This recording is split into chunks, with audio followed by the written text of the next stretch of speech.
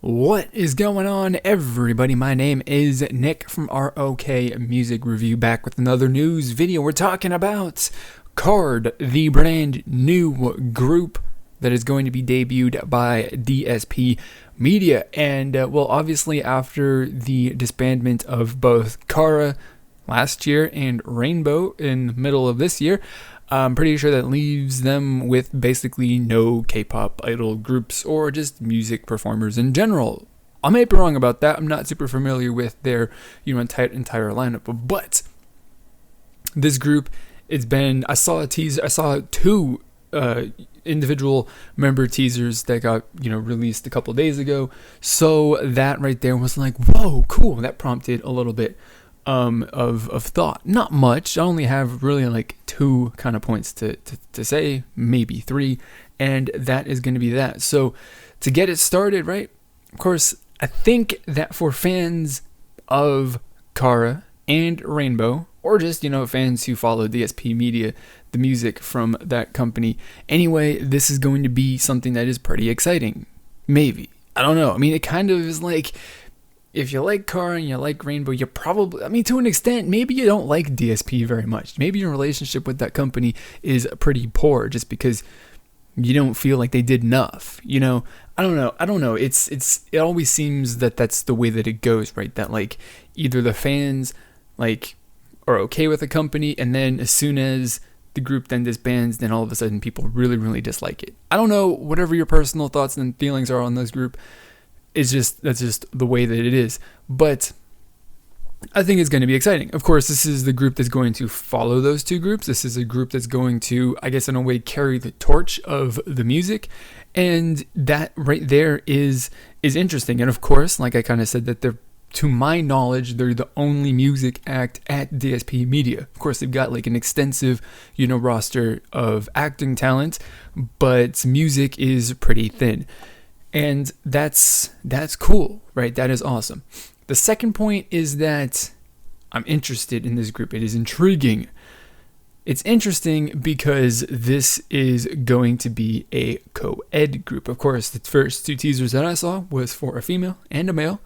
And that's, cool. That's interesting. That is, I think, the first, this could, I think, be, to my knowledge, the first ever co-ed group that is not like a side project, a subunit, or anything like that. Of course, we had Troublemaker, the duet or the duo put together by Cube, but that wasn't an actual standalone group, right? And this, I think, like I said, I could be wrong about this. I do not know. This could be the first co-ed group, like legitimate K-pop idol group that is both male and female at the same time in K-pop ever. And that's a question, and that brings up questions like, are they even going to be, is this concept even going to be popular? Because I have no idea if that's even a thing. Because of course people kind of like, I like the boy groups, I like the girl groups, but what are you going to do when you, like, if you like the boy groups, but the boy group that you might like also has a couple female members in there that also participate in that? How is that going to make you feel? Or is it just going to appeal to everybody because, the people that like the boys are going to be in the group for the boys, and the guys and the people that like the girls are going to be there for the girls? And is that just going to make the potential audience just that much bigger? Is it just going to, like, I guess in theory, say, just double the potential audience size? Who knows? I have no idea. I'm really, really interested to see how that folds out, how that plays out. On the other hand, it's kind of boring. And the reason why it's boring is because k.a.r.d, K.a.r.d, is not really that interesting to me. And I know, and the reason why is kind of a joke, but it's like they were, whoever was naming this group was like super, super attached to k.a.r.d, and they just couldn't let the group go. And so they were like, k.a.r.d, we're going to name this group k.a.r.d, but we already had a group called k.a.r.d. We can't call them k.a.r.d. We can't do that. So how do I make this group different and yet the same? Because I really like k.a.r.d. We're just going to replace the last letter, and it's going to be a D. K.a.r.d.